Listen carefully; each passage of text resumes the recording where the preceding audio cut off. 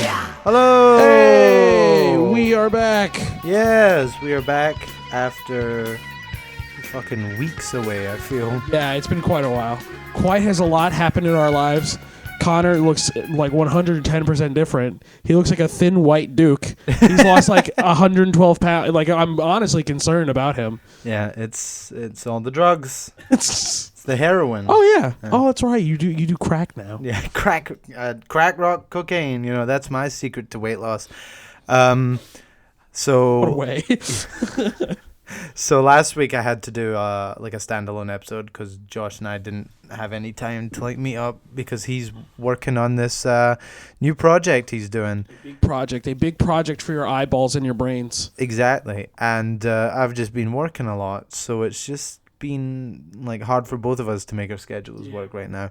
But we're back, and as I said in the one-off, like the mini episode rather,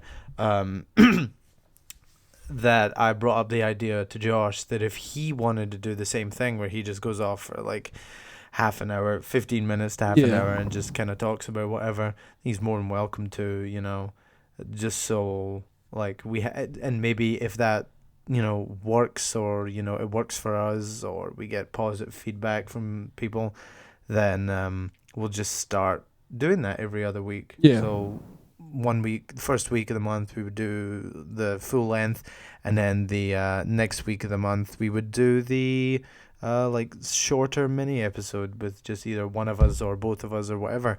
I forgot what I was gonna say there.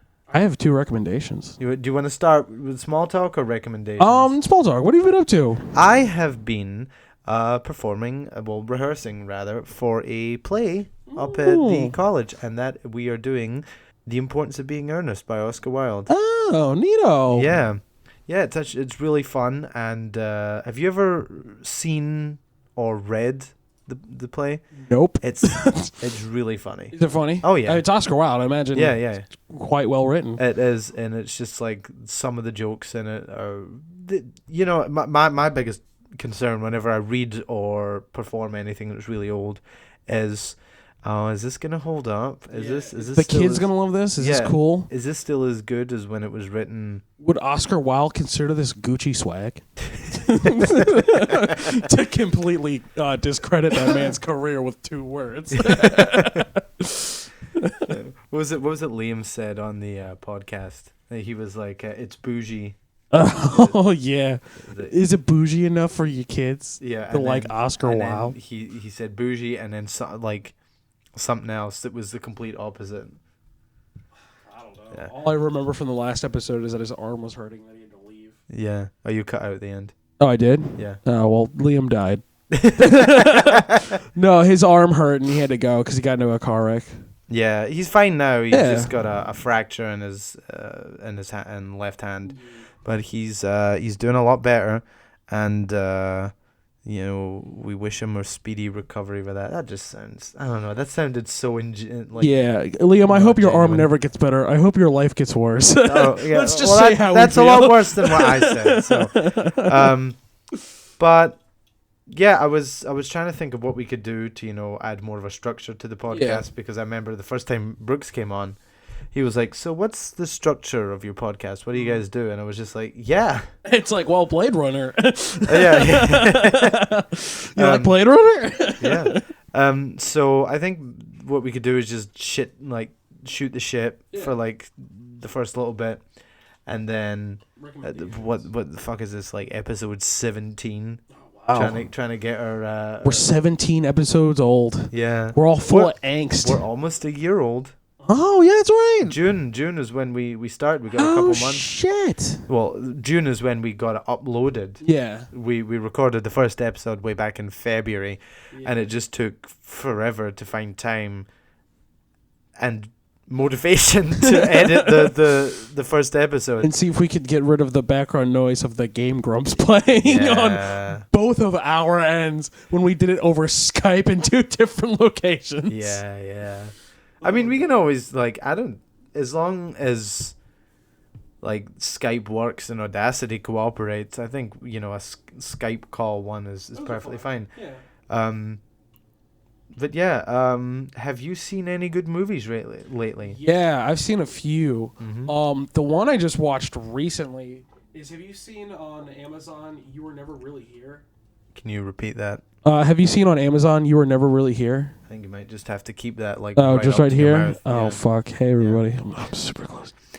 You Were Never Really Here? You Yeah, said? with Joaquin Phoenix, directed by Lynn Ramsey. No, It's fucking crazy. Like, I don't even, I'll be honest, I don't even think I completely understand it, and I kind of want to rewatch it. It is like, do not let any of the trailers fool you. It is like this, the trailers present the movie as if it's kind of like this sort of Taxi Driver-esque sort of like thriller. But like in reality, it's like this crazy, like cerebral, like art film about like violence and masculinity. Like, you think like Taxi Driver was about violence and masculinity. This movie is like, that is like, it's crazy. I can't really explain it. It's intense. It's brutal. It's in your face. It's really fucked up, and it's really artsy, and it's cool, and I like it. And Lynn Ramsey is a phenomenal director. You've seen We Need to Talk About Kevin, right? No, I haven't. I haven't either, but I've seen her other film Ratcatcher, which I love very much. Yeah, you told me about that. Yeah. That's the one that's set in Scotland, right? Yeah, you should watch that. Yeah.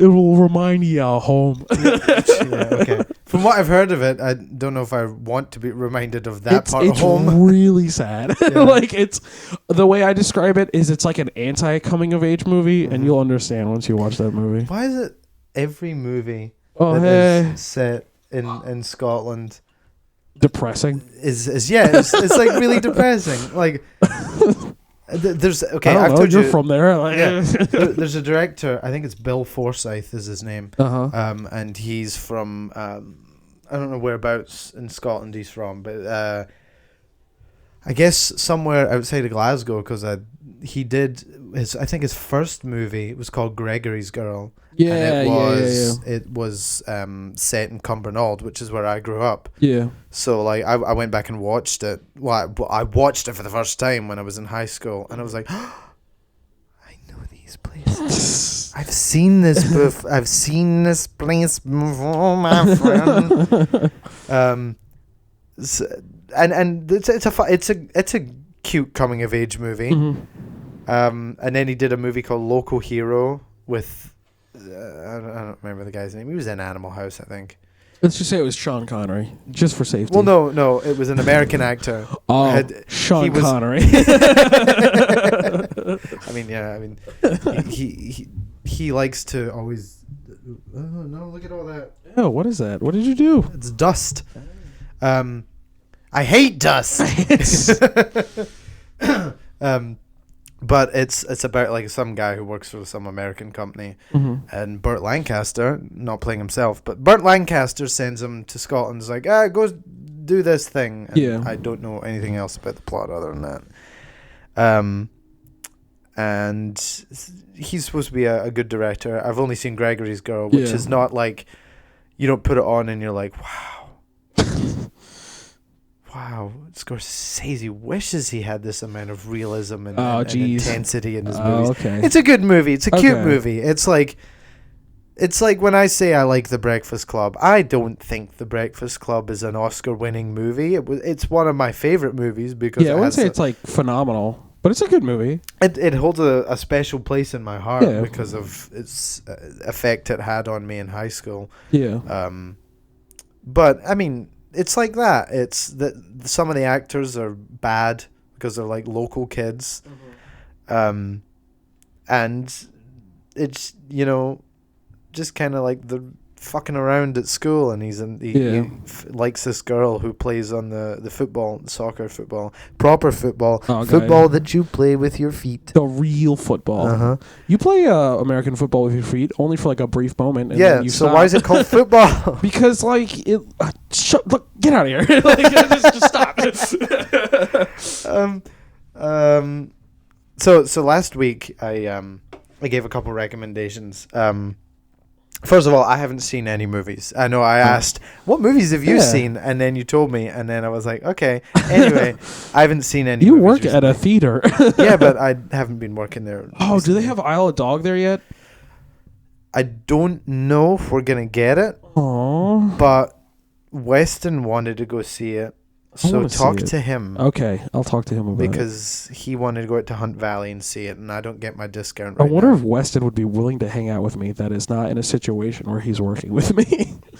Every time I see Weston, lately, the past like 3 times, it was because we were like helping out a friend filming something. And we never see each other like one-on-one. It's time for that to change. Make sure that doesn't get caught up. Oh, yeah. That'd be bad. Yeah. It's time to change, Weston. If you're listening to this, I'm going to find you and I'm going to get you.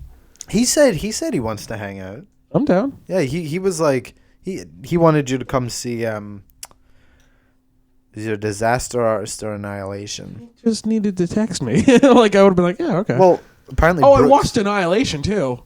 Did you? How was that? Oh man, I don't know. Like honestly, like I don't know. I like watched it, and when I didn't mean to cut you off, but like when I watched it, I was just like, oh, that wasn't very good. And then I thought about it, and I'm like, all right, there are things that are really bad in that movie, but there are things that I absolutely love. And the best parts of that movie is when nobody's talking and you're just kind of like experiencing the world. Yeah. Like in the shimmer that they're in. Mm-hmm. But like every time like Natalie Portman opens her mouth or what's her face from Good Time, like I just like they're like you know who I'm talking about, the older lady. Yeah, who looks kind of. Was she not in Hateful Eight as well? Yeah, she was in Hateful Eight as well. Yeah, she was like a teen idol in the 80s. She was in Fast Times at Ridgemont High. Oh, that's her. Yeah, she was the one that gets Judge Reinhardt. Nelson. No, Judge. Oh God, what do you call him? Judge He was in Reinhardt? Yeah, Judge Reinhardt, his sister in the movie. Oh, okay. Yeah, the one who gets the pregnancy scare. Oh shit. Yeah, I forget her name, but she did not age well. It's like Casey Affleck or something. Sounds like that. No, yeah. She's a phenomenal woman. Yeah. But no, yeah, like it just I don't know, like the just like cold, stilted style of dialogue, and like I don't know, maybe the cold, still dialogue's fine, but like there's like a lot of logic problems in that movie that just kind of like hold it back. Like the one like that like is like really weird is just like and like it comes off like when people talk as well, but like. There's a scene where, like, you saw it, right? No. Okay, well, there's a scene where they're watching somebody, like, and this doesn't spoil anything. This is, like, really early on in the movie. There's a scene where they're watching, like, a videotape of someone, like a surgery, basically. And, like, you see, like, it definitely looks like there's, like, a creature in them. It's, like, moving around. And then, like, they're all just, like, or, like, one of them, or they're all just, like, oh, there was something in there. And then Natalie Portman, like, no, it can't be. It's just a trick of a light. It's just a trick of the light. And I'm like, are you stupid? Like, that's like clearly, like, because it's like right in there and you can clearly see something moving. If it was like a trick of the light, then like it would look a little bit more obscure. Yeah. And like you would think like the audience would then think like, oh, maybe it was a trick of the light. But like it's pretty obvious that something's moving around in there. And like there's just other silly things. Like the first time you see like there's like this screaming bear that's really cool. But like the first time you see him is like really silly. What do you mean screaming bear? It's cool, right? What it does is it like so like in the shimmer like creatures and like hold it closer. All right, animals are. Sorry, to keep doing that to you, but I hear it on my thing, and I'll do like I'll be a performer and like be screaming into it. The Jim Morrison. The Morrison. Is it more like Elvis? Yeah, it was. It's like a dead Elvis. So Jim Morrison. Jim Morrison. So like in the shimmer, there's like creatures like that are made from like animals combining together. There's like a shark half like alligator, which is I guess just a scarier alligator. You and your soda addiction. Yeah. And then like the scream bear is awesome because what it does is it mimics the sound of like people screaming or like shouting for help to like trick you to like go over there, and then it like fucks your day up. But like the first time you see it, it like plucks somebody like it's like it's so like non-dramatic at all. It's just so very nonchalant. It just comes out of nowhere and grabs somebody just like boop, like, and it's just like I just could not stop laughing. Like I had to like literally like pause the movie and be like, all right, this is just too funny. Like I need a break. You mean you walked out of the theater, right? No, I watched it on demand. Oh, is it out? Yeah, it's been out for a while. Also, fun fact about that movie. Did you know that came out on Netflix all around the world, but it was only released in theaters in America? Really? Is it on Netflix? No. It's on Netflix. No, it's on Netflix like in the rest of the world, but not in America. Here. Yeah. Okay. Isn't that weird? That is really weird. Like I don't know why it was only like put in theaters in America. I don't know. Maybe they not to shit on Netflix made products. Yeah. Here goes our Netflix. We lost our Netflix sponsor. We just can't shit on YouTube Red, those fucking dicks. Damn it. Oh no. Oh. But not to like delegitimize anything they do, but I've noticed that the best thing that Netflix do is TV shows. Yeah. And whenever they release a movie, it's pretty much just all people right. either go like or they go, that was garbage. Yeah. I don't. The last like Netflix original movie that like I saw that blew me away was like Beast of No Nation. Man, you just spelled that all over your shirt. With Idris Elba about like the like African like warlord, and he had like children soldiers. That movie was awesome. I think it was like nominated for an Oscar too. But Joseph Kony?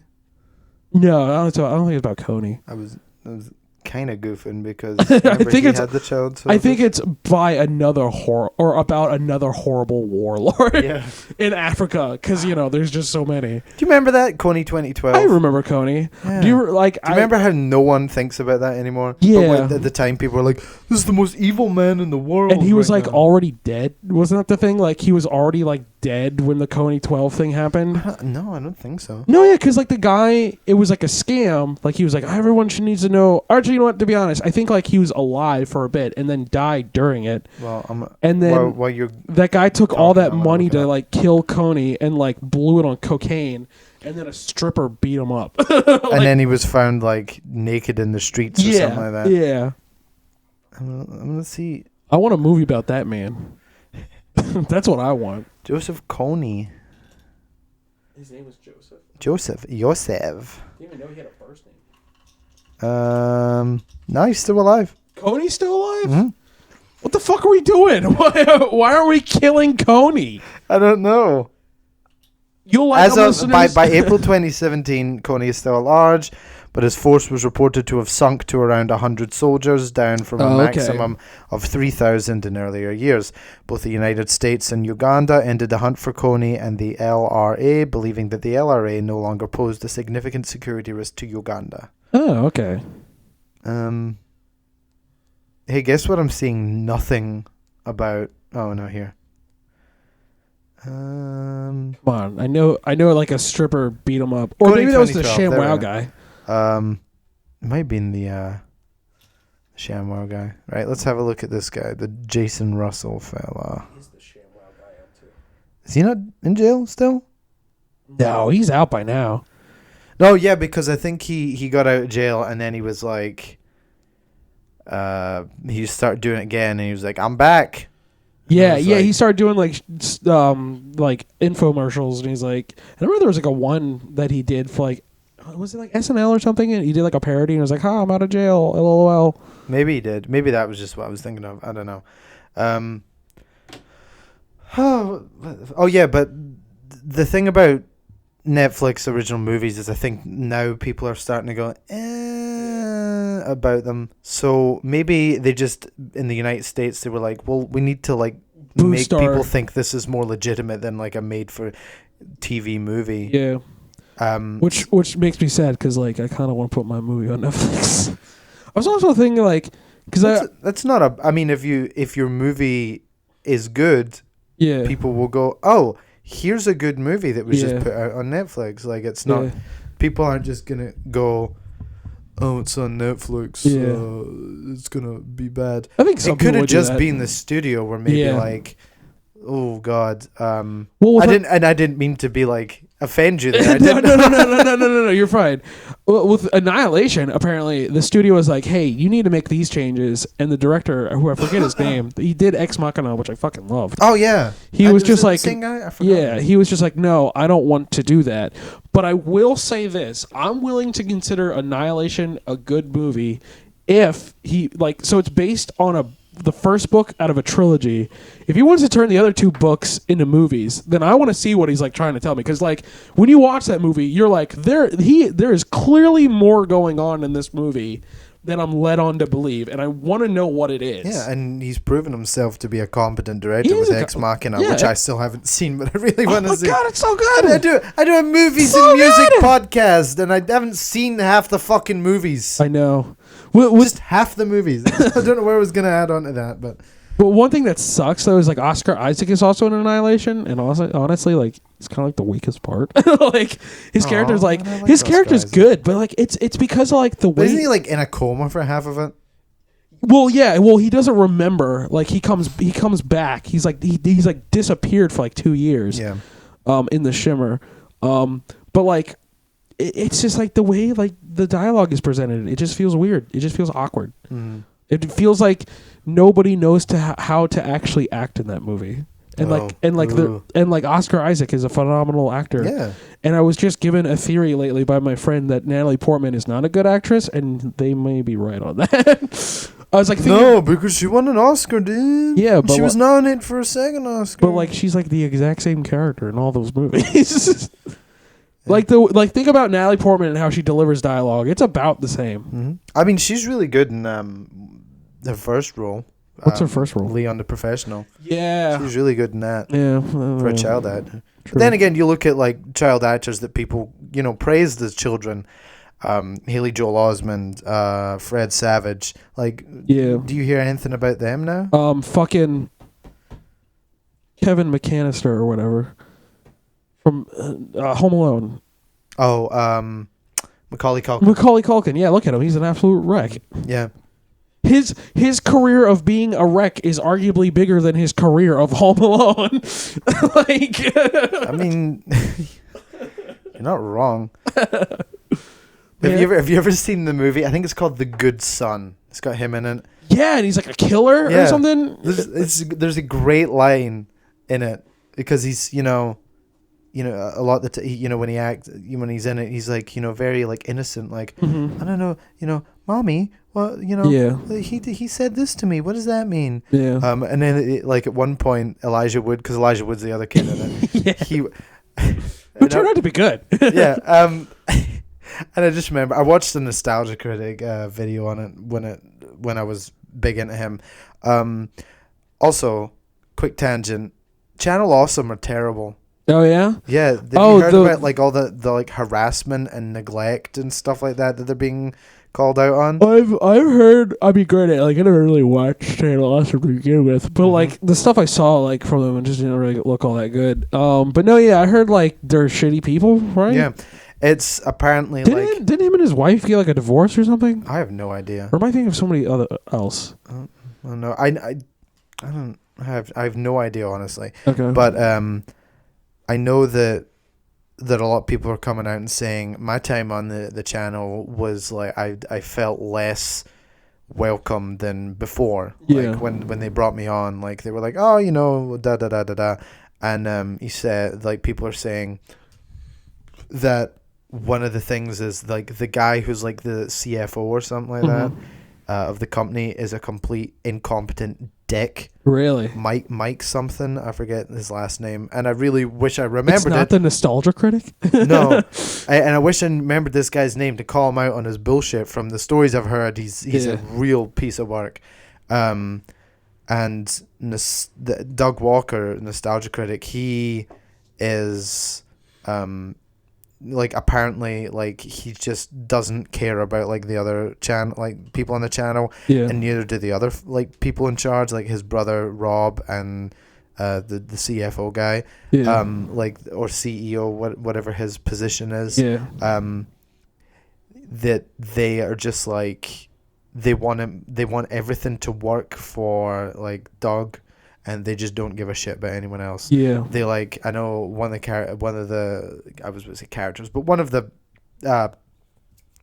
contributors on Channel Awesome was Obscurus Lupa. Her name was. Do you remember the Birdemic video I showed you with the couple? She was a redheaded girl. Okay. And right. She had a Patreon page.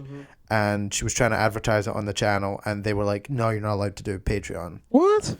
And she was like, but that's how I make my living is things. So like I need to like link it on the site. And they were like, no. You're not making money off of that. So eventually she was actually dropped. They kicked her off. Oh my God. I believe. And then her boyfriend also left because of the poor treatment that he was getting. Like he was getting like shit on. And because of the way she was treated, and then he just left. Yeah. And then it like slowly took off. Have you ever heard of the Nostalgia Chick, Lindsay Ellis? She was also on there, and she also left because of the treatment, and she was one of the big people to like talk about the poor treatment, along with Lupa and another one called Mars Girl. I forget her name. Yeah. And also, and I found this out, and this is really what put me off him, was that, so a while back when they brought Nostalgia Critic back, and like they started to do like Kickstarter things. They were like, we're gonna raise this much money. If you donate, you'll get like a thing with a T-shirt, a best of DVD, and like a couple other things. So I donated when I was in Canada. Yeah. And I never received my my perks. What? Yeah. They cheated out my only good Scottish friend? Those fucks! And then I'm going to kill you, Nostalgia Critic, even though you probably didn't have anything to do with it. But because then he did another one. Scottish guy, fuck this. Yeah. That's my Nostalgia Critic. Hello, I'm the Nostalgia Critic. Hello, I'm the Nostalgia Critic. A bad credit card! We made your dogs bark because of that. But and then he did this is the one that really upset me. Like What? I was pissed off enough that like I didn't receive my stuff. Yeah. But they did another one more recently, which I was like, I learned my lesson last time, not donating. Yeah. But they were donating. They were wanting to do money because they were going to do more shows and like expand. Yeah. They were like, we're gonna at this level we're gonna put funding towards doing a game show hosted by one of my favorite YouTubers or like content creators, as Brad Jones, the Cinema Snob. Yeah. Who I've not heard him say anything about it, and he's real good friends with Doug, but he's also friends with the people who got kicked off the channel. Yeah. So I'm like, oh God, please don't tell me he's okay with this, because then I'll be real. Then I'll have like feel like I can't watch his stuff anymore. You'll watch it, but you'll feel way more guilty. Yeah. But how we all do with Yeah. our YouTubers who've lost their career. Yeah.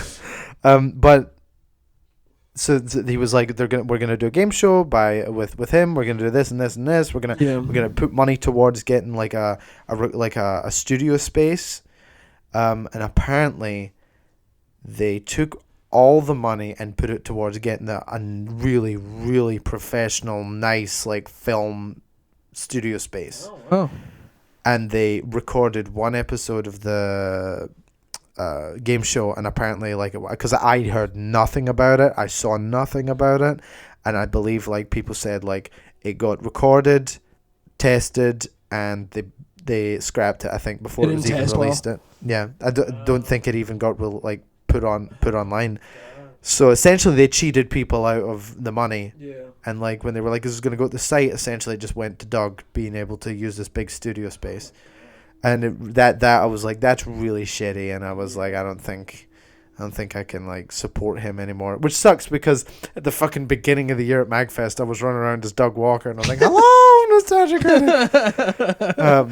And people were like, "Oh man, you look like him. You got the beard and everything, the glasses." And I was like, "Thanks." And now I'm just like, then you found that I'm like, oh, so I'm also a shithead. Yeah, I'm also a cheating asshole. But. Man, that's like the tragedy. Like, right? I mean, granted, I guess this kind of happens to almost any celebrity, but like, I've like noticed like there has been that downfall of like the bigger original YouTubers. Yeah. Like, or like at least early on. Uh-huh. Like, I mean, there's a Nostalgia Critic. There's stuff that happens in JonTron. There's PewDiePie. And then like even like it'll even happen where their content's not good anymore. Yeah. Like the one that makes me really sad is I used to fucking love the Angry Video Game Nerd, and his stuff is awful now. And isn't Mike Matei like basically runs the channel? But isn't he also like a piece of shit? Didn't he like? I think, or is it someone else? I don't know if he's a piece of That's shit. not Mike. Is it Mike Matei? Mike Matei is the guy who's like on the show. Didn't he like get done for sexual harassing? I have like, no idea about that. Maybe. I'm not. I don't want to say anything like either way. I thought I heard that. I know about Mike Matei is brown bricks from the Minecraft like just the Minecraft like Inspector Gadget video he did that was so bad and like everyone hated it and just made a meme out of it. Then he took it down for the channel and the people just re-uploaded it, so it's like everywhere on there.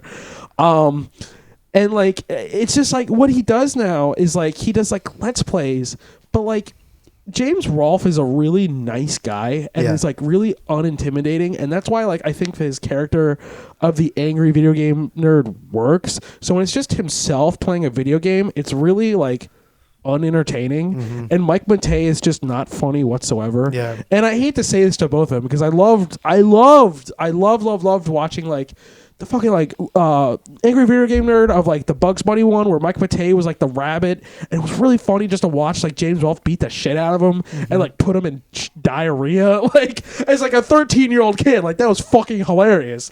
But like no, like it's just kind of sad. Like and like it makes me think like, is the YouTube dream like a viable dream, you know? Like, yeah, because it's the internet, you know, and Andy Warhol said everyone's going to have their 15 minutes of fame. Like, is that something that could like truly last, you know? Yeah. And even like, but I mean, I never watched like some of those big name ones. I never watched Angry Video Game Nerd. I'm not even a huge fan. Like I went back and watched this stuff when I got into Nostalgia Critic. It does not hold up. Like it's very much of its time, I would say.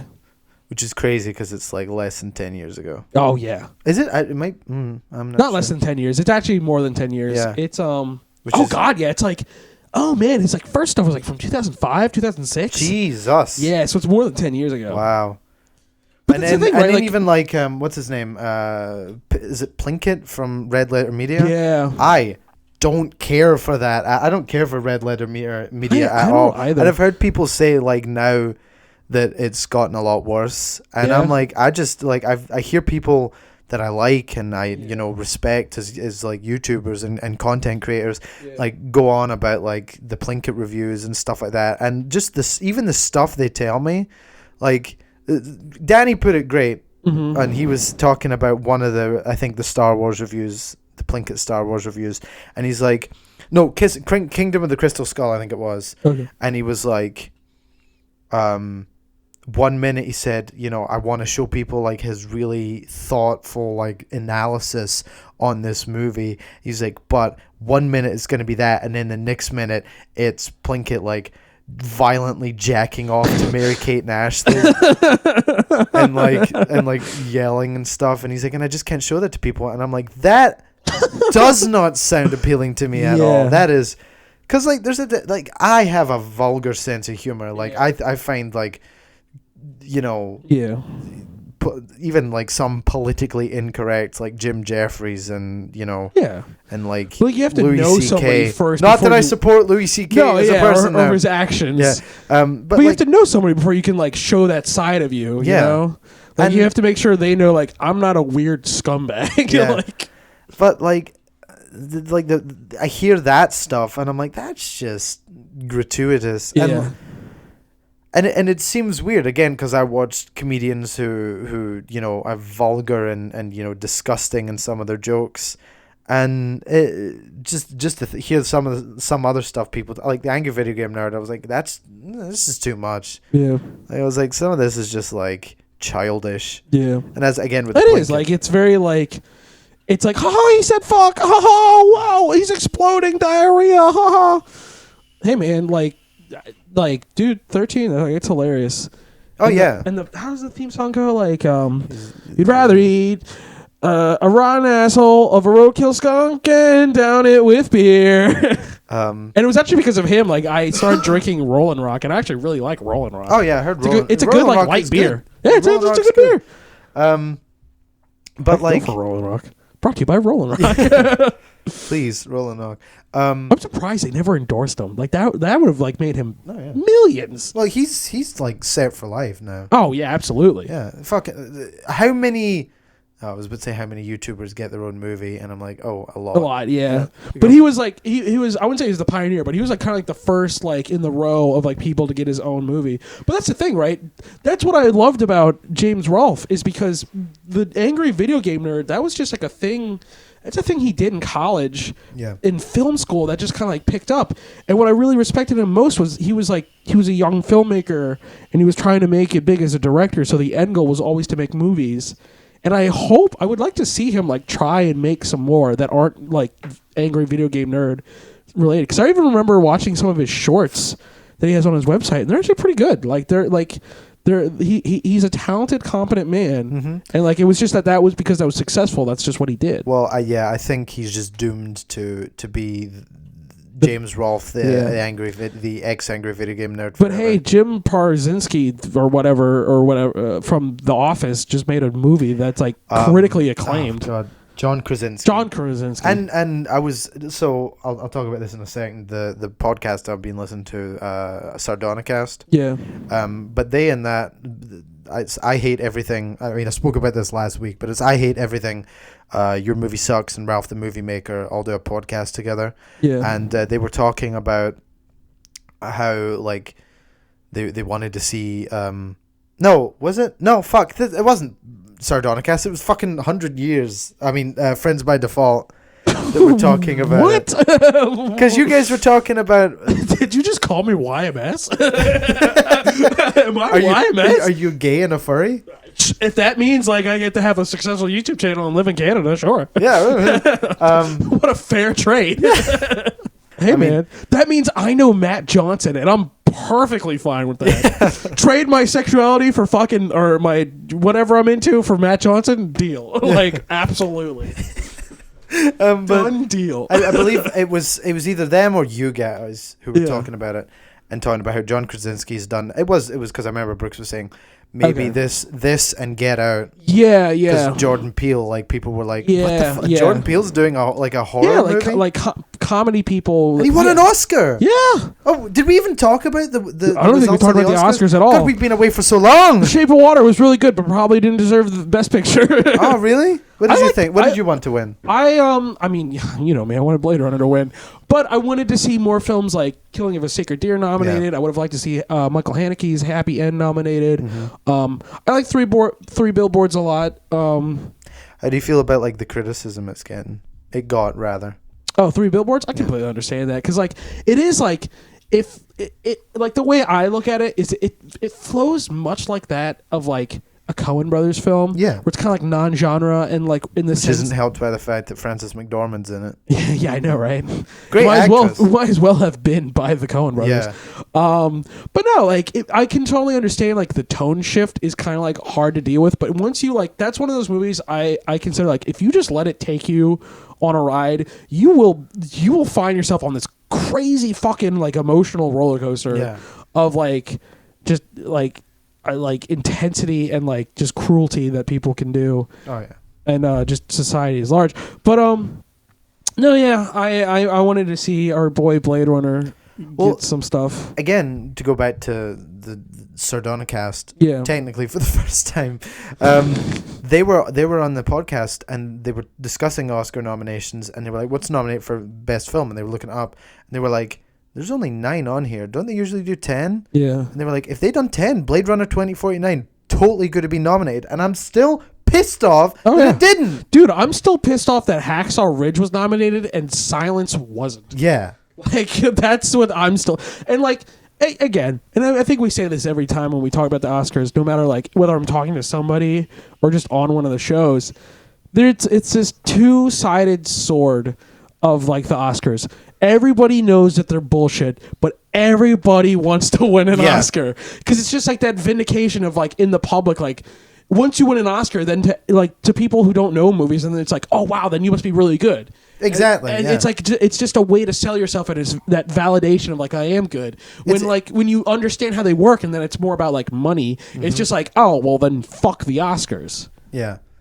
So like God, for people like us, we go to the Oscars, we're like, for fuck's sakes. we roll our eyes like, oh, of course. Yeah, but like fucking as Ralph said, and normies out there, go like, oh, dude, so and so won an Oscar. It must be good. I gotta go watch it. Yeah. Who's really fucking happy that Gary Oldman won Best Actor? You are. This guy. Oh, Phantom Thread was really good, by the way. Phantom Thread. Yeah, it was fucking phenomenal. I heard it's really good. It's that's P.T. Anderson. Honestly, out of like all the ones that were nominated for Best Picture, that's kind of like my favorite one. Really? Yeah. I didn't see Darkest Hour with Gary Oldman. I might watch it only just for his performance to see if it is Oscar worthy. But you know what? I think that was kind of like a Leonardo DiCaprio situation where it was like he should have won one by now, but like this is the only film he's doing. I think it's far worse for Gary Oldman because he's been acting since like the 80s. Yeah. And every time he's done, I think the 70s? When did Sid and Nancy come out? That was like... That had to be in like 80-something. 85, 84? Yeah. Maybe? But he's been acting for a while. He has been acting for a while. And he's been snubbed time after time. I agree. I mean, I saw it and I loved it before. I saw Brad Jones talk about it because, I worship that man. Up until like it comes out that he had like he knew about all the shit going down at Channel Awesome and was cool with it. But yeah, Gary Oldman. I'd seen him in stuff and I'd been like he's good, but like I'd never been like I don't know if I think he's the best or a super good actor, like a great actor. And then I saw Leon the Professional. Yeah. And I was like, okay, no, this guy's fantastic. And I started watching more of his stuff and I was like, yeah, he's an incredible actor. Oh, yeah. So I was just glad that he finally got that fucking... Because he didn't get his first fucking nomination till like 2011 with that remake of... Tinker Tailor Soldier Spy, which is honestly I really like Tinker Tailor Soldier Spy the movie a lot, but that movie, like if someone could like re-edit it, that probably 86 for Sid and Nancy. I will say this, you know what I got on VHS? Bram Stoker's Dracula with Gary Oldman. I really want to watch it so bad. Okay, a lot of people like say they like it, but I've never ever in my life heard anyone say this is a great movie. It probably isn't, but like someone who likes like kind of like hokey horror films, I probably just might enjoy it for that. But dude, like just like listen to like who's involved in this movie: Francis Ford Coppola, Gary Oldman, Michael Ballhaus, the guy who does the cinematography for most of Martin Scorsese's movies. That should be the recipe of a great movie. Yeah. But yet it's not. So real quick, because we're like the halfway point. Okay. I wanna real quick give a couple recommendations. Yeah. We can trade off. Well, first of all, I want to go back. Last week I gave 3 recommendations. I gave two bands and Sardonicast. Have you listened to Sardonicast? I have not. It is really interesting because it's not all comedy. Yeah. Like they do like so what the like the I guess structure of the show is it's like 2 hours minimum. Yeah. Because it's bi-weekly, so they're like we'll do a super long podcast, and they have like a big enough fan base where their fan base would sit through that for 2 hours. We, on the other hand, do not. No, we do not. So we can't do that. But so they talk at the beginning just about whatever. Like they all just start like and then every week or every episode, they from a previous episode give themselves a movie. For like one of them suggests a movie that they all watch. They all go watch it over the next week, and then when they come back for the next episode, they all discuss said movie, what they liked about it, what they didn't like about it. It's very interesting. Nice. The one I'm on right now, they brought in the Needle Drop. You know him? Yeah. He reviews music, right? Yeah. Yeah. He's bald, right? And got glasses. Yeah, I know who he is. I've seen his review of Macintosh Plus. Floral Shop, and it's really funny. I watched like a couple of his things, but it didn't catch my interest immediately, so I was like, I'll come back to this another time. The only complaint I have is like some people are like, I review pop music, and other people are like, I review metal music, or I review prog, or we do recommendations. and his just seems to be all over the place. Yeah. Like he's talking about like new music that's coming out, but like what I like about Todd in the Shadows is he just sticks to pop music. Yeah. Like one albums hit wonders, and stuff. right?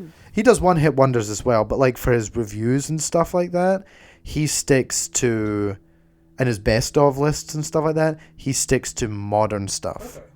And then he does like his one hit wonderland, and he does like sometimes he'll go back and be like, here's my top 10. Yeah. It's kind of like YMS goes back and looks at previous year's movies, like so. But I like that he just does pop, because if he was like, I'm just going to review every album that came out this year and give you my favorites, and that's the only thing that so far about the Needle Drop that I haven't had an issue with, because it's just so. I mean, I have an eclectic music taste, so like it's whatever. But like he's got like metal, like death grips. He said, yeah, I love Death Grips. Yeah, he's got Death Grips. He's got like he talked about Meshuggah, Danny Brown. One of his lists had Carly Rae on it, so I was like, that's not the song I'd put there, but okay. I appreciate that, but it's just too eclectic, and I'm like, I feel like when you go general, like, here are the best albums that were released at all during this year, and I'm like, that's just I think about that. He calls himself the hardest working music critic on the internet. And I don't doubt that, because the amount of stuff he covers like is incredible. But at the same time, like, I don't so like much. Well, I guess so he's trying to yeah. appeal to like a wide range. Yeah. It is. Like for people who are like there for like, I want to see what he thinks about Macintosh Plus, or like Death Grips, like governmental plates. Like, what does he think? Like me, and then like could care less about what he thinks about the new Adele record. Like, But no, I get that. Like, it's such a like huge pill to swallow. Yeah. Like, who in the world is watching all of those videos? But I mean, apparently there's like he's like improvisational humor and stuff like that's good. So I want to try to watch that. He talked about one of his. I think he said the worst album of last year was the Corey Feldman album.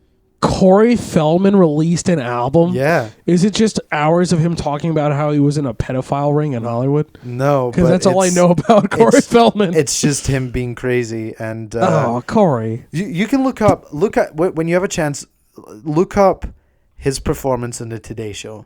Oh, yeah? It's oh, my God. Well, with that said, right? Like, the cringe factor is off the charts.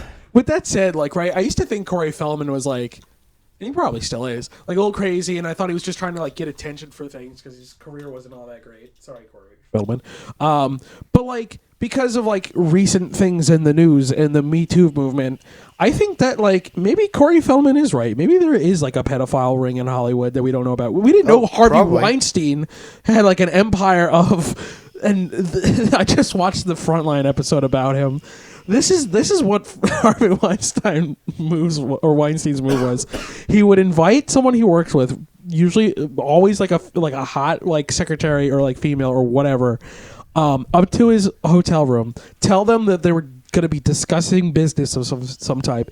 Then he would come out in either a bathrobe or just a hand towel covering his junk and say, "Oh, my back hurts really bad," and beg for a massage and then beg for sex. Yeah, and then my one favorite story, not to like make light of what he did, he's a horrible human being. Yeah. But the one that I thought was like just really funny and really sad was like he brought this like he wanted to fuck this one model, and she turned him down, and he was like, "Oh, you won't have sex with me because I'm fat," and I'm like, dude, I don't know if like that's your problem. Like, it's just that you're an asshole who's a plenty of girls piece who were of down. shit. Yeah, there's plenty of girls who are down with fat guys, but like I don't know if that's what it is. I read like Cara Delevingne. Who else? My girl, Lupita. Yeah. Yeah, he did that to her and was like, fucking no. He's a bad man. I mean, yes, I was like, no to everyone he did that to, but I was like, that was one of the ones I heard and I was like, oh, no. Yeah, it sucks, man. Yeah, but Harvey Weinstein's a piece of shit. Yeah. But no shit. What was I saying there? Oh, we're talking about the Corey Feldman. Yeah. And how he's like crazy. Yeah. You're talking about the needle drop because he released an album. Yeah. So he was on the newest episode of Sardonicast, and in this one, the movie they're talking about, I haven't gotten to it yet, is Dancer in the Dark by Lars von Trier. Oh, jeez. The one with Bjork in it. Yeah. I haven't seen that one, but I mean, it's a Lars von Trier movie, so go figure. It's pretty bad. Yeah. I watched a review of it once. Bjork sings in it, and she's a good singer. Yeah. So like, there's one part at the end where she's singing, and it's just very emotional. And I think part of the reason is because Lars von Trier was like super emotional, like emotionally, abusive to her on the set. Yeah, he's a dangerously insane man. Yeah. And but she just blows like it out of the water at the end with her final song. It's real good. Yeah. But the movie itself is garbage. Yeah. And it has I forget the actor's name. Peter Stormare.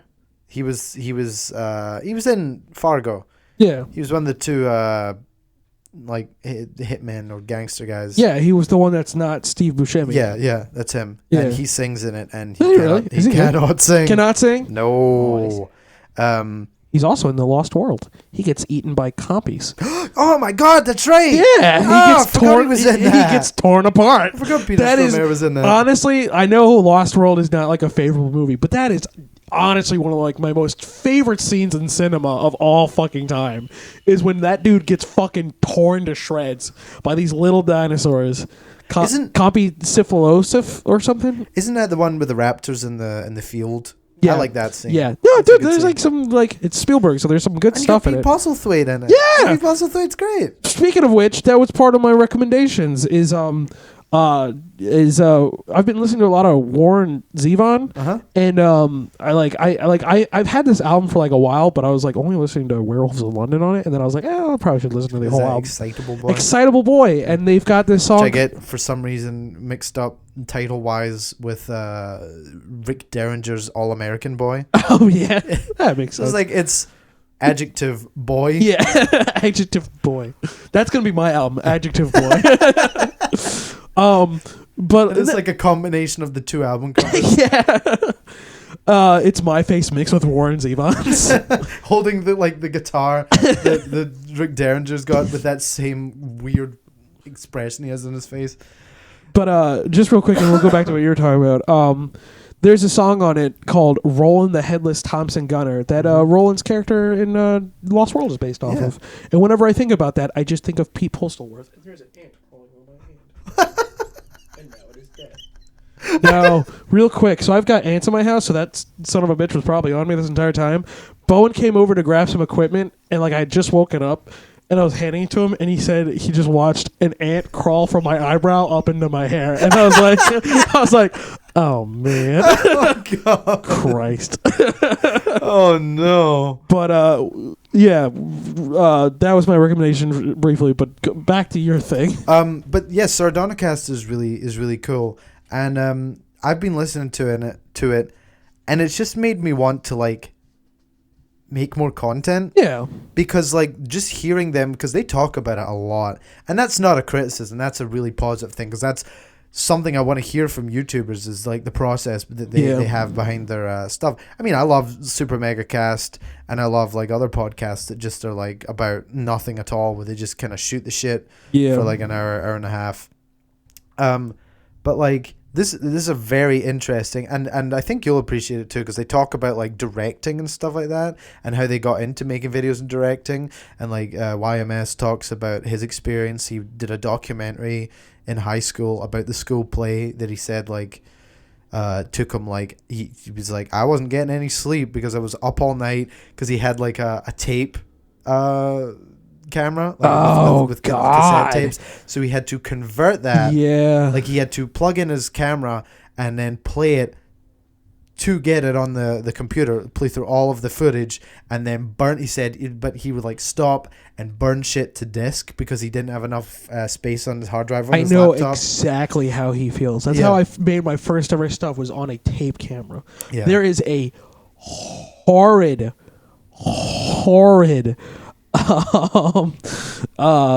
my own late show with myself, and I have like no guest. and I have a fake studio audience and a shitty monologue, and the product I endorse is Beatles rock band. So, and you know what my opening theme was? What? Killer Queen by Queen. Speaking of opening themes, have you heard our opening theme? Oh, do we have an opening theme? Yes, I cut together one using a pre-existing song. So if we get like an email like, you can't use this anymore, it will stop. But for the time being, it is a section of a song by a band that I will talk about in a minute, called Spock's Beard. Oh no, I think I actually remember hearing this. Yeah. And I can play it for you afterwards. Dude, if you want some space prog rock, our fucking opening should just be my dad's band. That's true. Yeah. I gotta show you some Mars Everywhere. It's actually like, that's like one thing that's like really weird to me. Like, so granted, like there's a lot of bands that my dad showed me that I also love now. But like there was a lot of also like, this is maybe because they were similar, but there was like a lot of like other bands and other like things that like I became super into that I didn't know he was into, and then I like listened to his record like not too long ago for like the first time, and I was like, holy shit, this is exactly the stuff I'm into. Yeah. Like, what the fuck? Like, was this like all like subliminal, like that he did this on purpose, or was like this coincidence, or like, because like if I had like grown up differently, I'd probably like hate that like type of music, but like I love it. Like it's like, I have to tell my dad, it's a solid piece of music. Yeah. Aw. Love my dad. You lazy asshole. Get off my couch and go get a job. You're the dad. I am. You're the dad now. I am the dad now, Connor. You do not know how right you are about that. I have to clean. I have to feed them. I have to do other things. And then I'm like, oh, you're doing the dishes. And he's like, why am I doing the dishes? Because you sleep all day, Greg. Love my dad. Love my dad who's retired. Oh. Anyways, happy Father's Day. Oh shit, what was I gonna say? Oh yeah. So yeah, check out Sardonicast. Yeah. I spoke about it last week, but I just wanted to reiterate that and how great I think it is, how interesting, and hearing the stuff they talk about, and like, and just, you know, their, you know, interactions, because they're all in different countries. Yeah. Because Ralph's American, YMS is Canadian, and I Hate Everything is English. He lives in England, so they all do it over Skype, I assume. Yeah. I don't think they fly out once a week. I doubt that. To record. But it's cool because, you know, they're all such good friends and they're laughing and joking. Yeah, man. And they're all, you know, none of them are in the same room. Yeah, no. It's very interesting. But I really Friendship will find a way. Yes. But I'd recommend that. Check that out if you have like time. Yeah, no, to listen. Please. It's on YouTube, and like I'm sure, I don't know if they have like SoundCloud or Libsyn or anything like that where they record on, but that's one from last week. I just, like I said, want to reiterate that. So I have a couple bands, and neither of them are from before 1992. Let's say. You were telling me. So the first one is Spock's Beard. That's the one who do our theme. Who we borrowed one of their songs to be our theme. Let's just say temporarily do our theme. Yeah. And I mean, it'll be on the beginning of this episode and the last couple as well. And they're really cool. They are a progressive rock band from the United States. I don't remember where exactly. Not that that's really important. Yeah. But they are you know, one of those kind of like, I don't want to say fusion, but like they you know, have like elements that are very heavy, and you know the classical influences and like jazz, like all over the place. Yeah. Because like their bassist is like, I think jazz, like trained jazz musician, and like plays upright bass as well, and I think also plays like tuba or like a French horn or something. I've most certainly heard their music before because they've been in my recommended for me, and I've definitely like played their music like late, like super late at night. Yeah. Listening to music with headphones on, working. Their album, it's got like, it doesn't look like Spock, but it's like a wizard sort of looking man, and he's like a side profile. If I'm correct, I don't. I might be thinking of a different band. I don't know. But I have most certainly heard their stuff. Because I've not listened to all their stuff. I've listened to almost all their stuff with their original lead singer and keyboardist Neil Morse. Okay. Who left the band because he became a born again Christian. Oh, and he was like, I'm just gonna make Christian music. And he did, and then people were like, this is garbo. So he went, all right, I'm gonna do prog again. And people were like, yay! So he did. Fuck God, go back to space. I mean, he still he releases prog albums and then he slips in a Christian rock album, then he keeps going. But so he's also 1/4 of Transatlantic, the prog supergroup. Yeah, with Mike Portnoy from Dream Theater, that guy Royne Stolt that I spoke about a couple of weeks ago, and Pete Travis from Marillion. And he also he was like, the band's over, I'm going, and I'm going to become a Christian musician, I'm done. Mike, you want to come tour with me? Mike, you're a good drummer. And then eventually he, like I said, he was like, this isn't selling, so he went back to them, but he's not rejoined Spock's Beard. He's done with Spock's Beard. And funnily enough, in a similar way of Genesis as a band, who were very proggy at the beginning, and I believe I've heard the newer stuff's a bit more alternative and less proggy, still prog but not as much as earlier stuff. And the lead singer, the person who became lead singer after Neil Morse left, was the drummer Nick Virgilio, I think is how you say his name, who also at one point just did singing live and had a touring drummer with him. Yeah. And then he left the band, and now he's out, and then he was brought back in because their touring drummer quit, and they have a lead singer from the second band I'm going to recommend, called Enchant. So, nice. A nice little connection there between recommendations. But Spock's Beard are real cool. Their first album, I believe, is just called The Light, and it's really good. There's the title track is apparently their most popular song, which whenever I hear someone say oh, this band's most popular song is off of their debut, I'm always like, oh, that just seems like a failure waiting to happen. But I mean, they still have a lot of good songs. But The Light is a good track. It's 10 minutes long. There's another song on the album called The Water, which is 23 minutes long. Now, here's a funny story about it. There is a section in it that is very popular among the fans that is just called FU/I'm sorry, which starts off as this almost post-punk sound. Not post-punk, that's different, but this modern proto-punk punk sound. Not really proto-punk, but it's a heavy but punky sound. Yeah. And it's called, and it just, the chorus it starts off, you gave me this home and then you left me alone, so fuck you.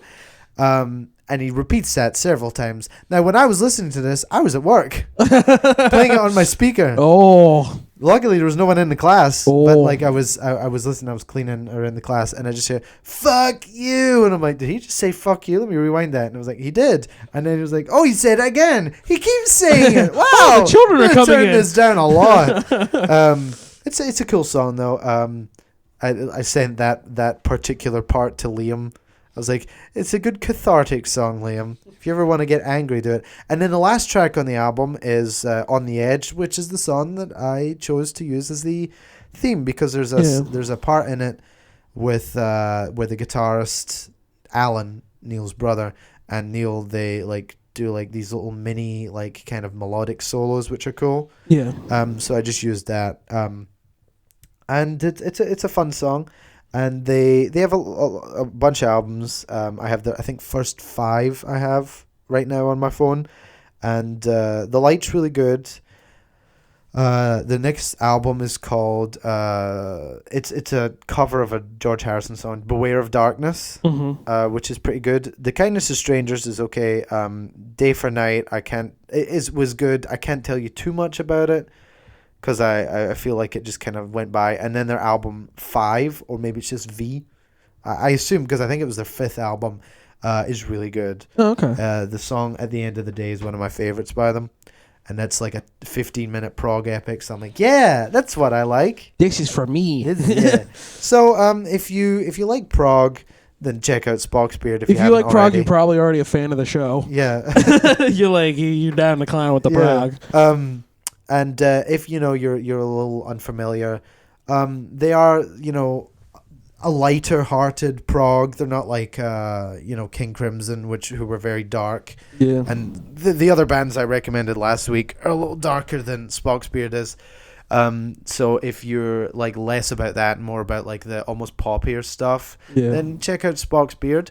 I mean, like I said, they are versatile. They have like, and that song, The Water's a good example because they have that section, Fuck You, which is immediately followed up by the section I'm Sorry, which is like a parody of a country song. Oh, really? Yeah. What song?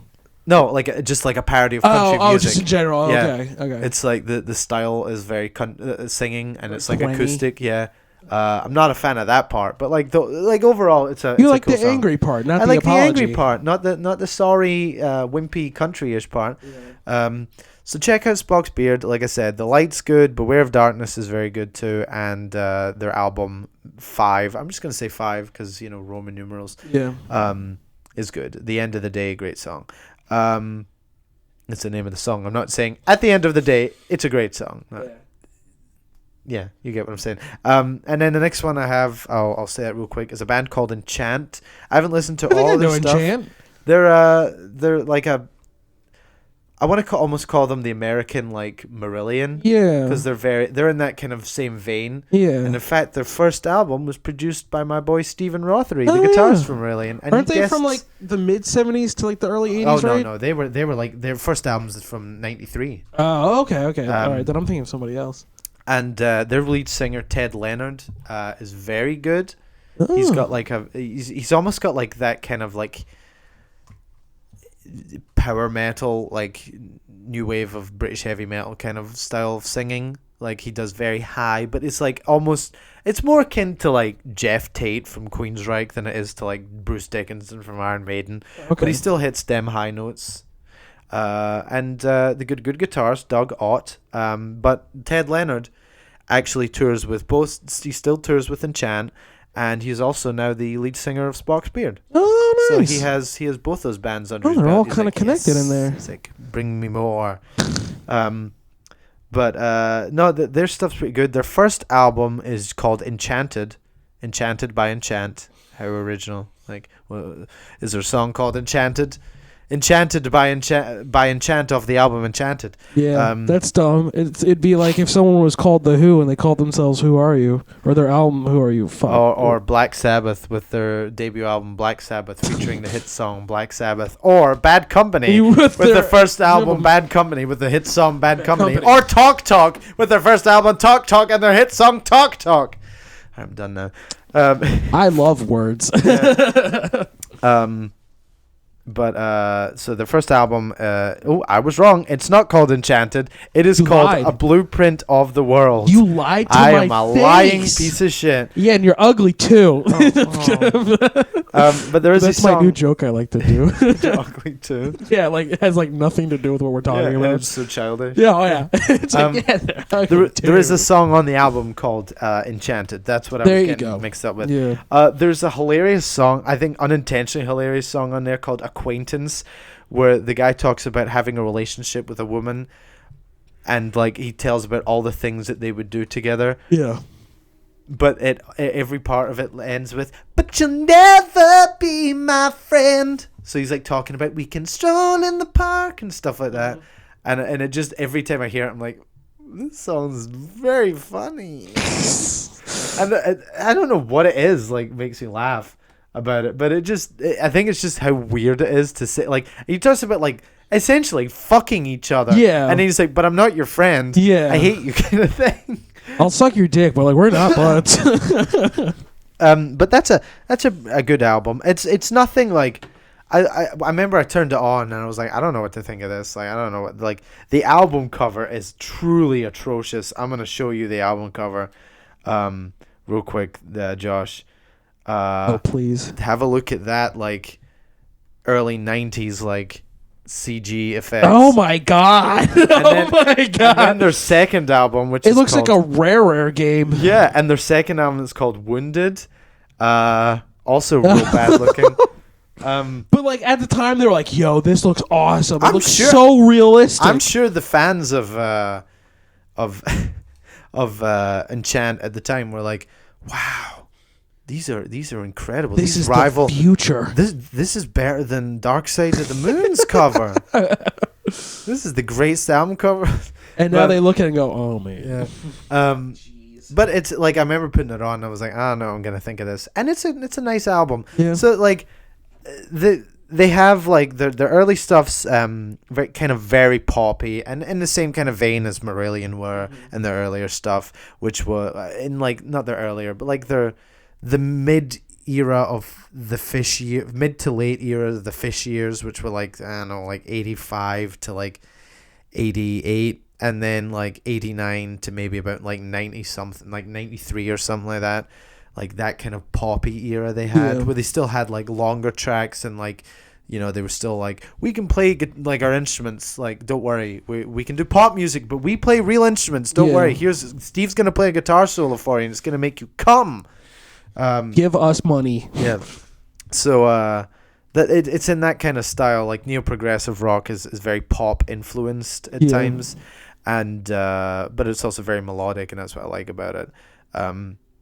And their later stuff is very I feel is a little more like like prog, almost like not prog metal in the sense, it's like prog power metal kind of stuff. Like I said, kind of similar to Queensryche, but not unbearable. Okay. Ooh, did I say that? Oh jeez. They have leave a hateful comment about Conor. Please leave any comment. Just talk to us, please. So we will take anything. This is them now. Oh.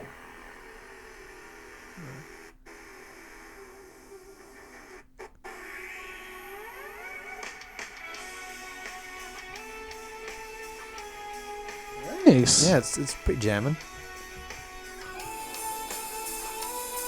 I feel like I should be riding a motorcycle in virtual space with sunglasses on. It's still this was released 4 years ago, but it still sounds very 80s. Yeah, But I mean, and then like if I was to compare like their first album, it's similar.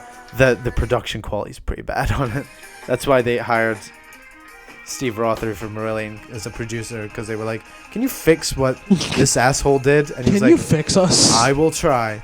The drums sound like they have the worst like effect on them. Yeah. They sound like a little too sharp. And they also sound very like boxy. Yeah. Song's not bad though. Yeah, like the song is pretty good. And I like the singer's voice, Ted Leonard.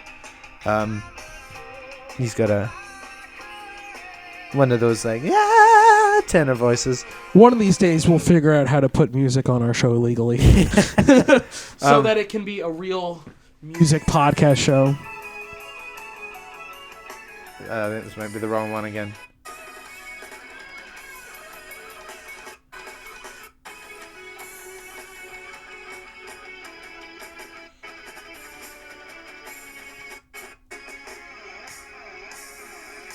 It is. I keep putting the fucking wrong song on every time. So proud of you. Such a big boy. I keep trying to find Such a big boy. I think it's this one.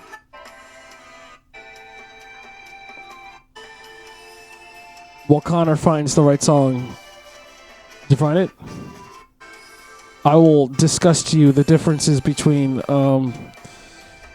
Godzilla 2014 and Godzilla 2016.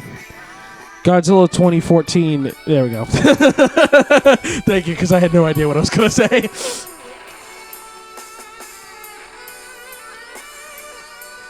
my boy. It's my boy, Steve from Marillion. Steve Rothery.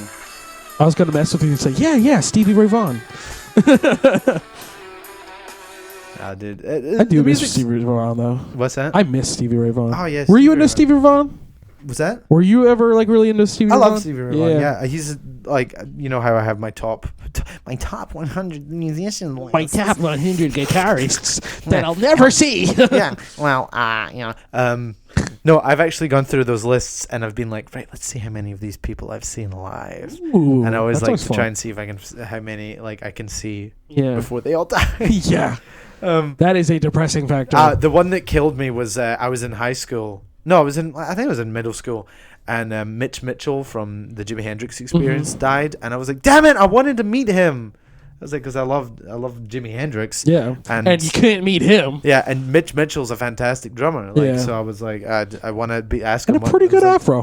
He's got a pretty good afro. Yeah, well, not anymore. He did in his later years, but he did. Yeah, and a pretty good afro. I like. Apparently, they hired the bassist Jimmy. Like they asked Jimmy, like, how did you come up with the musicians to hire? He's like, well, Mitch was a really good drummer, and he's like, and I like Noel's hair. So they hired Noel Redding, the bassist for Jimi Hendrix Experience, because he had nice hair. Amazing. There's the Chris Squire story where he was like he was opening for Hendrix with his band. Really? I think the Sin SYN, and he didn't know who Jimi Hendrix was. Because this was right when Hendrix was like starting in England. Okay. But like he had like enough of a following that like he was like I looked out in the audience and I was like, oh, that's Pete Townsend. There's Steve Winwood. That's Eric Clapton. What's going on here? But he said he said like they were having like dinner beforehand and there was a line and he's like, what the fuck's going on? And they were like, that's to go to the club that you're playing at. And he's like, oh shit. And he said like they were warming up and he was backstage and Jimi Hendrix was teaching Noel Redding like the bass line to what's it called? Fire. Oh, really?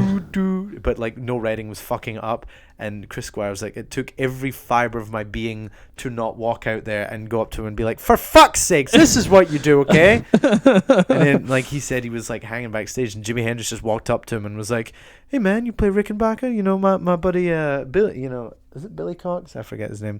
He was like, my buddy Billy, you know, back in the States, he plays Rickenbacker. And Chris Squire was just like, oh man, I was never, bassists and guitarists don't talk. I didn't know why he was talking to me.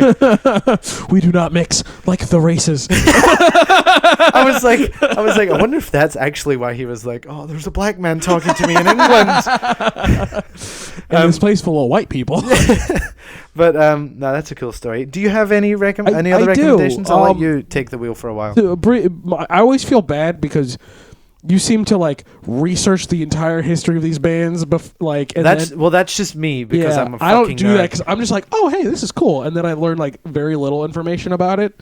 It's like a simultaneous thing. I'll listen to it and I'll be like, immediately pull up the Wikipedia. I'll be page. like, and I'll look at it and it just for not because I'm like I'm going to immediately recommend these bands. It's because like I'm looking at it and I'm like, oh cool, oh nice, you know.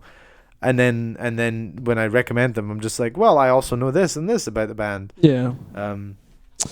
Well, real quick, so just to kind of recover Warren, my favorite songs off of Excitable Boy, which is arguably his like best album, is of course Werewolves of London, Rollin' the Headless Thompson Gunner.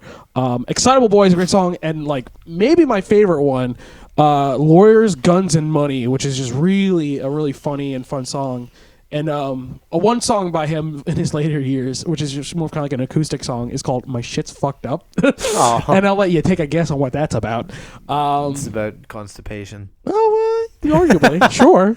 Depends on your definition of constipation and cocaine. That makes me sad to think that, you know, because he died like when he was only like 50 or something. Yeah, right? he wasn't super old. No, he was like 52. I want to say. Warren, rest easy. You were mutilated late last night. But no, so Do you my think there are people who don't know that song and were just like, you're like, fuck? what? He was just murdered. He died last night. You're making jokes about it. It's a part of Werewolves in London. Check it out, and check out American Werewolf in London. Not related, but werewolves. I'm still extremely disappointed that song was not used in that I know, movie. right? It feels like it should be in there. Biggest waste of opportunity, John Landis. Come on, Landis. Yeah. But I most certainly did listen to it afterwards. It's in The Color of Money, if that makes you any happy. Tom Cruise dances to it. Oh well, he likes his dancing to his 70s He does. Southern rock. He likes to dance in his movies, and he likes to ride a motorcycle, and that's all he does. Those are the two things on his contract. If you can't meet one of them, then he's not in your movie. I'm kind of like halfway joking about that. I'm trying to think if I've ever seen a Tom Cruise movie where he did not ride a motorcycle. Did not ride a motorcycle or dance. Well, okay. So I was about to say he didn't ride a motorcycle in Tropic Thunder, but he most certainly danced. He does. Yeah. He does not ride a motorcycle in Color of Money, but he dances. He rides a motorcycle in what's that one about Earth a couple of 100 years in the future? Oblivion. He rides a motorcycle in Oblivion. He also rides a motorcycle in Edge of Tomorrow. Yes. But anyways, my other one is kind of like a video / music one. There's this guy named Mr. Sussex on YouTube, and what he does is he takes it's all David Bowie stuff. He takes like rare live recordings of David Bowie, and then he finds like footage of those concerts, and he like edits them together. Like he finds because like some of them, like for instance, the one of my favorite edits that he does is for Ziggy Stardust live 1972. I want to say it's the one in Santa Monica, and there's just like there isn't full footage of the performance, but there's like probably be the Santa Monica one. Yeah, because like there's the Ziggy Stardust movie. Yeah. Which the movie's all there. Yeah. But like the Santa Monica one, there's like bits and pieces of footage, but there's just enough footage for the entire song. And he does this for like other stuff, and they're really, really well made. And he like remasters audio. Does he do like visuals? Like yeah. So does he do? Well, I mean, like visuals. Like so, like say they have like clips from this live concert, and then parts where they don't. Yeah. Does he like do it like is it like fucking Pompeii? Live at Pompeii. Yeah, a little bit. Yeah, stuff in. There are like times. I think with Queen Bitch, there's one where like he repeats footage of the dancers because that's like all that exists, and then just some of the performance. But like no, they're like the one that he does for Lady Stardust is really, really beautiful because they don't like the first couple of seconds doesn't have the doesn't have the footage of David performing it.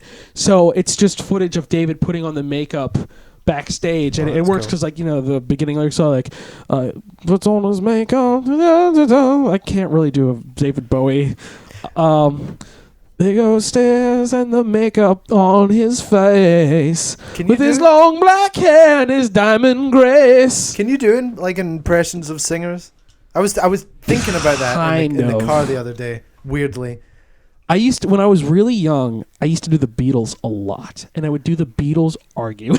I would do the Beatles I'd be like, my Paul would be like, oh, well, that's not quite right, and then my John would be like, well, you fucking idiot, it's supposed to be like this, and my George would be like, well, no, it's supposed to be like this. Oh, I'm Ringo, and it's supposed to be like this. And then because you knew Jim Morrison, right? Yeah, I can do I like to think I can do Jim Morrison singing. But what's funny is like when I try to do Jim Morrison talking, you know what like he sounds like when he's talking? Or rather who? Johnny Depp? No. He sounds like Bill Murray. I'm like listen to him talking and he's just like, well, it's just kind of like this and really laid back, really slow. And not really overly complicated or anything like that. It's like it's weird. Like it's like that low sort of like talking voice. But kind of not really. I can do 24 from the Venture Brothers. If anybody remembers the Venture Brothers, I love the Venture Brothers as well. I was thinking about it in the car because when I sing, a lot of times, weirdly, I sing in an English accent. Yeah, and that's because and that just sounds, and that kind of sounds dumb when I say that. Like, I felt if I said that to an English person, I was like, do you know, when I sing in an English accent, they just roll their fucking eyes. I wouldn't blame them. Yeah. But it's because, like, all the singers I really like are English. Are English, and a lot of them sing with English accents. Yeah. Like, Roger Hodgson's one of my favorite singers from Supertramp. He is the singer for Supertramp and one of my favorite singers. Yeah. Not just my favorite singer in Supertramp. Greg Lake, Peter Gabriel, Justin Hayward. And, like, those are people I can kind of do okay impressions of. Yeah. Like, Greg Lake is, just take a pebble and cast it to the sea. Aww. Then watch the ripples that unfold into me. My face spills so gently into your eyes. Disturbing the waters. Oh, he's standing. Oh, I thought you were gonna like actually get up and do like a Russell Crowe, like, like sort of thing. And I'm Zevon. I'm doing him too. And then Peter Gabriel's the hardest though. Like all of them, because his voice is so all over the place. Because he does like in Carpet Crawlers off of Lamb Lies Down. Like he's there's lambs all under my naked feet. And then he gets up to the Martin Man and Superman I held in kryptonite. And then he's got like whatever voice he does for Shock the Monkey. Yeah. Shock the monkey. Love that song. I like his like when he was in Genesis, a lot of times he would do like the voices. Yeah. It's 1 o'clock and time for lunch. Tum-ti-tum. The sun beats down and I lie on the bench. I can always hear them talk. Me, I'm just a lawnmower. You can tell me by the way I walk. Dropping all your shit clothes off my chair. The other day I was doing a Dylan one with some of the Echidna Cone boys because I forget what we were talking about. I think we were just like talking about like folk music, and I can kind of do, oh mama, this must be the end, to be stuck inside a mobile with the Memphis Blues again. It's a lot of that. Yeah. And then Jim is just basically like, you know, the day destroys the night, night divides the day. We're gonna try to run, try to hide. We're going through to the other side. Just scream. Yeah. And then I used to do like a lot of musical impressions when I was younger, but now like it's become like characters and cartoons. Hodgson's from Supertramp's easy to do because you just kind of make your voice really high. Like John Anderson's really hard to do because he's way higher than everyone else. Like Geddy Lee I can kind of do sometimes, but like John Anderson just sounds like he's perpetually in falsetto. Yeah. And I can't do it. Speaking of British people, yes, my other recommendation, only because I just heard this song and I think you might know it. You know a song called Liverpool Lullaby? No, I'm thinking of Birmingham Blues or something like that by ELO. No. Who's it by? I don't know. But like there's a version I really like by Cilla Black. Do you know who that is? No. She's like she's this 60s singer, and the way I found out about it was I was watching the Kinks, who I also fucking love. Yeah, Kinks are great. I was watching them do a performance of Waterloo Sunset. Yes. And like there was like little bits of information coming up about them, and they were inspired by this scene in England called the Misery Beat, and I was like, what is Misery Beat? And I was like, there's like a playlist, and it's basically just like really sad music from the 60s. Mm-hmm. And it's this song, and I think it's supposed to be like a comedic song. Because like the one version I found, like when like the guy was singing the lyrics, like there were people laughing at, and I'm like, oh, when you actually listen to the lyrics, they're actually kind of funny. But the way this woman sings this song is so sad. And like, because it's like, it's basically about like, you know, living in Liverpool and being like a poor kid and not having like any like, you know, fun. Liverpool Lullaby. Lullaby. And like, I can't relate to like some of the places they talk about, like Nazi Ash.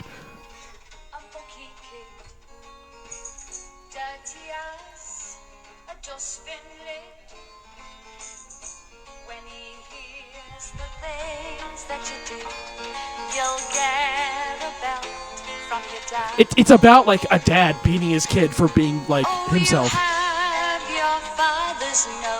Oh god, and she's so beautiful too. She's got a little mole on her cheek. Or chin.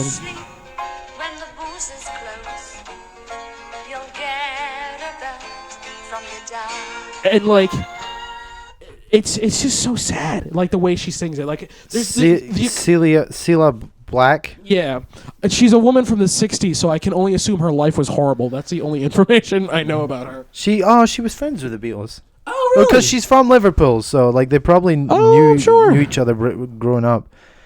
But yeah, like there's like I don't know like what it's like to live in Liverpool, but I know what it's like. There's like a lyric where it's like, "You're growing up a real hard case," and I'm like, I know what that's like. I am a hard case.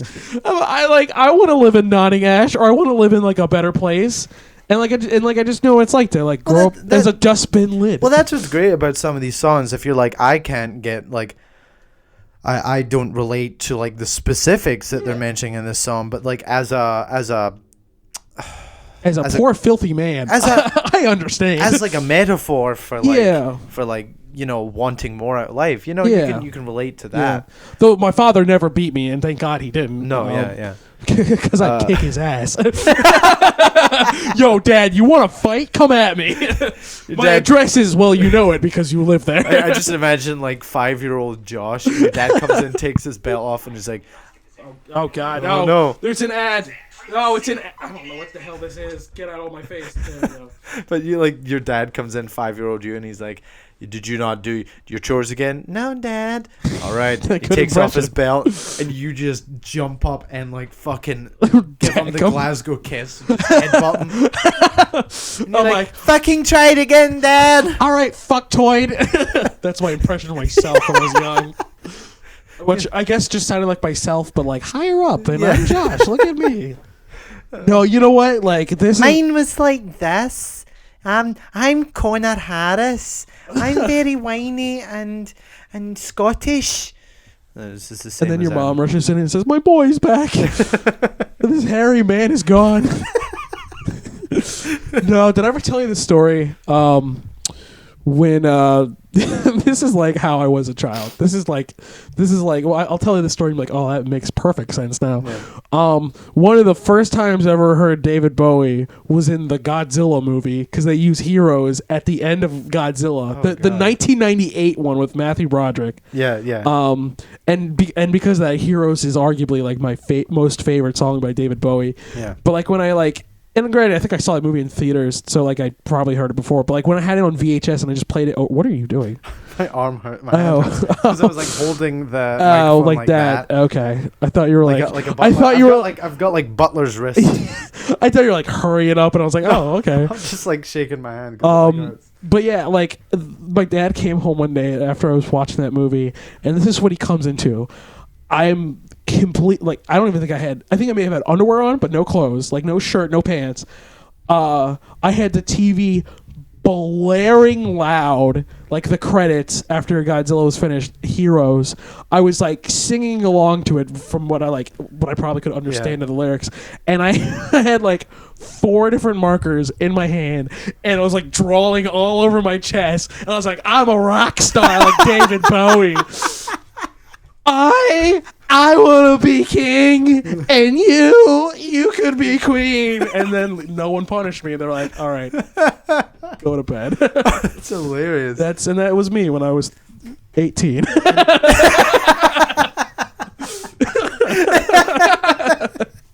I think I was like... It was like 3 years ago? Yeah. That was like a month ago. God, when did that... So 98 was when that came out, and that was probably like in the mid-2000s or something. Yeah. Or like, it was probably like 2001. Like 9/11 had just happened, and that's how I was coping. No. That's how I was coping. No, you know what? Fucking Phantom Menace came out, and that's how I was coping. I was doing that. You went back a year and watched the bad Godzilla movie. And Heroes by David Bowie was covered by Peter Gabriel. Yeah, I like his cover a lot. His cover's good. It is It's very depressing. It's a very depressing song. Yeah.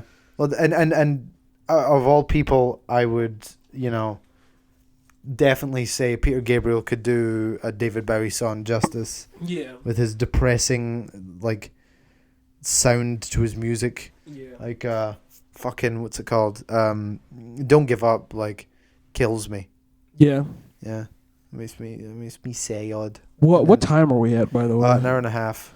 We're an hour and a half. Yeah. It is 11:31. Yeah. I'll give you 4 more minutes, and then I have to leave. Well, I think that's a good cutting off point. Yeah. Did you give out all your recommendations? Yeah. Cilla Black. I need to listen to more, but I love that song, Liverpool Lullaby. It's so sad. I want to use it in a spy versus spy movie in Pittsburgh. Don't ask why. Don't ask why it's in Pittsburgh. I just That's close. Yeah, it's close. But I just picture a man smoking a cigarette over one of the awful bridges that are falling apart.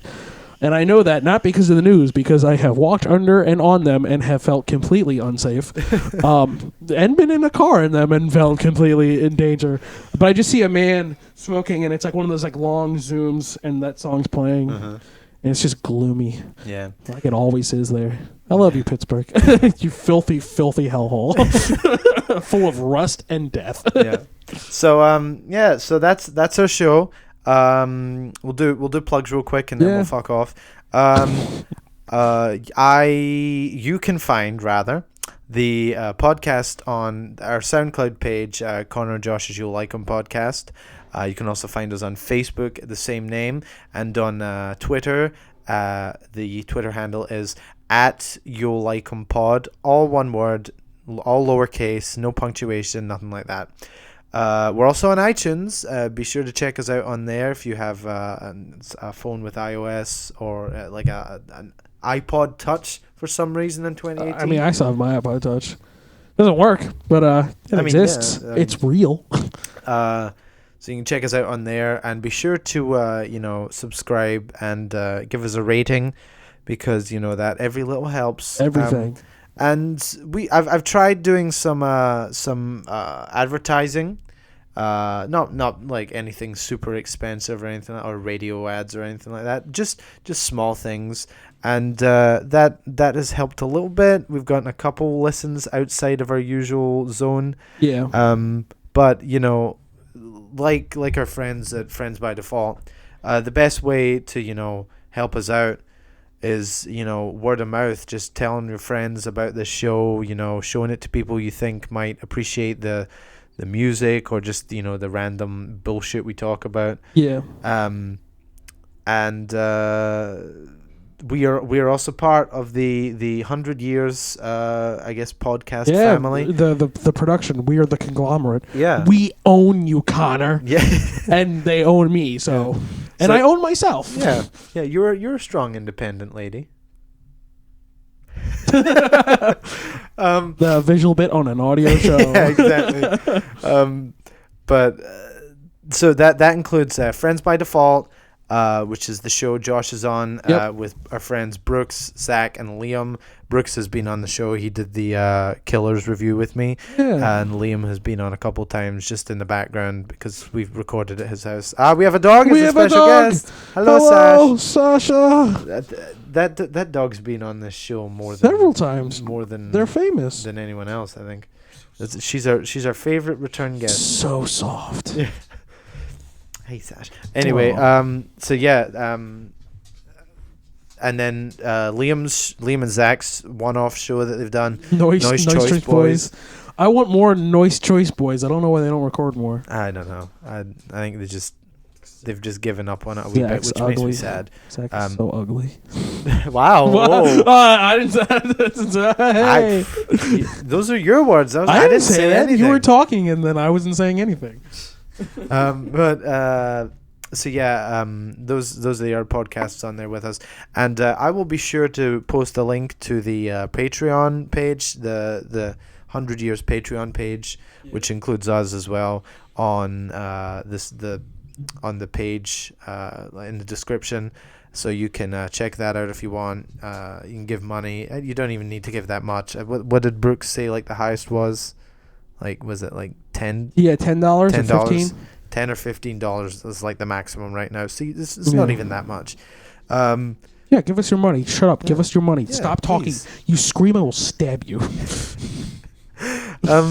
But yeah, and I am at Keith Munizgod on Twitter. I am still trying to figure out how to change that. It's not hard. I don't know what you're trying to do. I don't know what I've changed my name on Twitter like 3 times. I just need to go on there and like do it properly.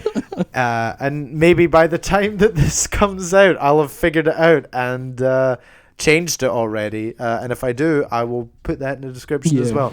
But Josh, you want to give your stuff? You can find me on Instagram, and that's about it. You can find me on Instagram as JB Askovich, JB, then YASKOVICH.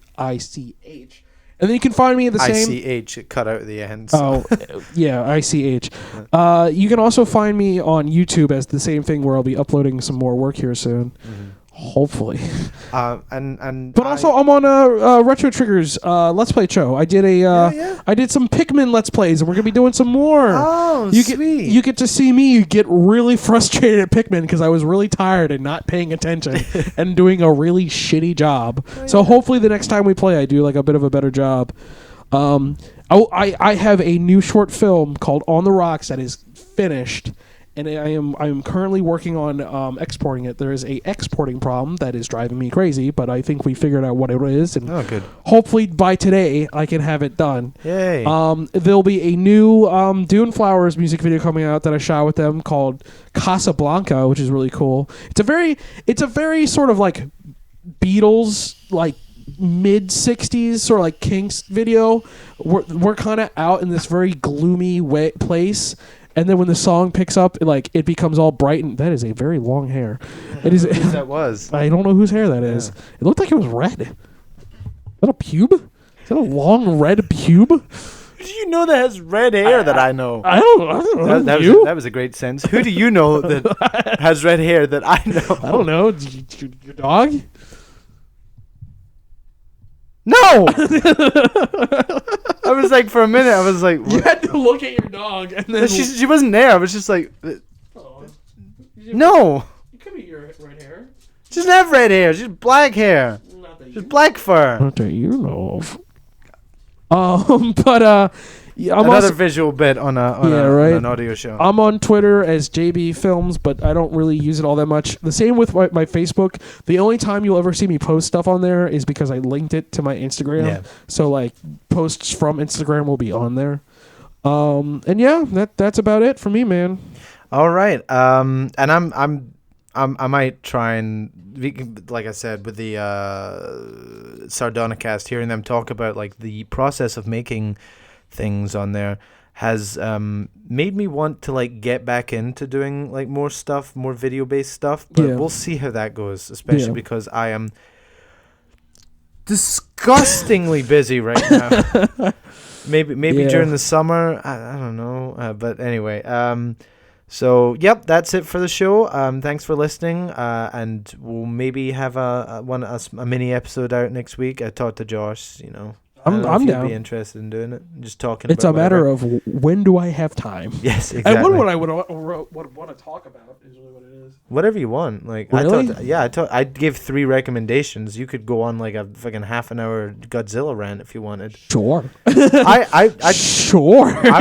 This idea had come up before. Like I had went ahead and written like an essay on prog rock, and then I was like, this is getting too out of hand.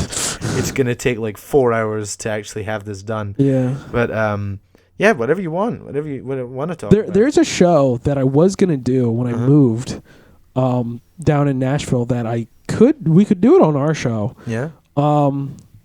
It's basically like a documentary review show in the sense that like I talk about the history of things that I feel very, very confident in both like my knowledge and opinion on. And it's basically like the episodes I would want to do. And I see like multiple episodes for each subject is like Dylan, The Doors, The Beatles, of course, Godzilla movies from an American's perspective. Yeah. Devo and the reason why the 80s were horrible. Aww. I love Devo but I hate the 80s. And there's a good reason why. And I think, and like, I want to use a lot of historical facts. Or like all together. Like not musically, well? but like really just all together in America. And I think Devo's music is a very good commentary. God damn it. It's a very good, I don't know who that is. It's a very good commentary on like the world and like America and all that. Yeah. And there's just like some other ones, like stuff that like I feel like I know a lot about, and like just like talk about. But the thing is, like, and I was just real quick before we leave, I was doing some research about copyright. Basically, as long as we claim ourselves as an educational show, we can put whatever the fuck we want. On YouTube, just do the educational thing, and on my part, I should probably learn more information about the things I recommend, and like promote it as if I'm smart, and then you kind of get away with it. Like, and any copyrights come up, you like deny them and like fight them, and then you should be fine. YouTube might fuck you over because their copyright thing is fucked, but like as long as you stay educational, you should be fine. Well, I mean, I wanna know how, because like, you know, YMS has that disclaimer at the beginning of every one of his Well, because that's what he does. He claims like in them, like I think underneath them they're like considered like educational videos, like in the category. Yeah, I mean, and that, you know, works because, you know, he's that's why you can show a man putting a condom on his dick on YouTube. I'm not making that up. I mean, yeah, you can watch live births as long as they're like considered educational. Yeah. You can see some bloody vagina. That's what the fucking thing on Game Grumps, they were like, or maybe it was Super Mega, they were like, as long as you claim it's like it's for education, like you could talk about fucking getting fucked by horses and show Mr. Hands, and then it would be okay because it's educational. Anyway, on that note of being fucked to death by a horse, we leave you. So everybody have a good weekend, week, whatever. And it is Wednesday today. Well, I mean, don't ruin the illusion of how days work. The podcast is supposed to be timeless. You can listen to any day during the week. Enjoy your week. Enjoy your weekend. Enjoy your month. Enjoy your night. Enjoy whatever. Enjoy your life. Yeah. Goodbye. Perfect. Beautiful.